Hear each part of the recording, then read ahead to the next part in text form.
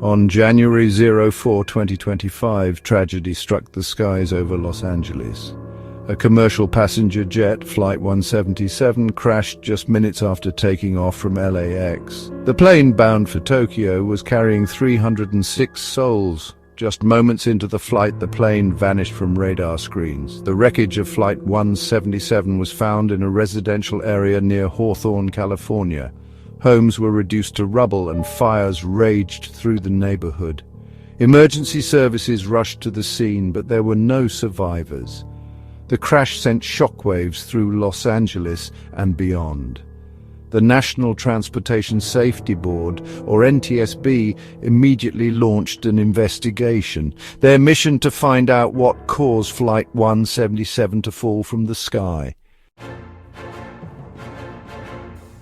The NTSB and FAA faced a massive undertaking. The crash site was a scene of unimaginable destruction. Investigators began the painstaking process of piecing together the wreckage. Early reports suggested that the plane may have experienced engine trouble shortly after takeoff. Witnesses described hearing a loud bang, followed by the plane veering sharply. The NTSB would need to determine if this was indeed the case, and if so, what caused the engine to fail.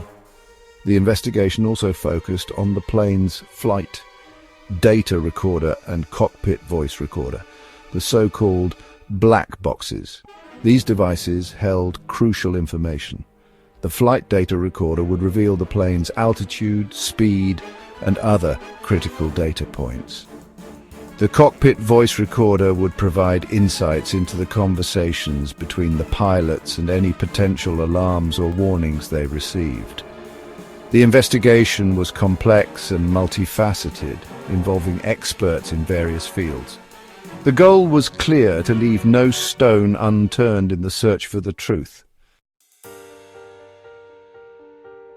In the wake of the tragedy, questions arose about the airline's safety record. The airline, under intense scrutiny, vowed to cooperate fully with the investigation. They faced mounting pressure from the public and the families of the victims, who demanded answers and accountability. Lawsuits were filed against the airline, the aircraft manufacturer, and the company responsible for the plane's engine. The families of the victims sought justice for their loved ones.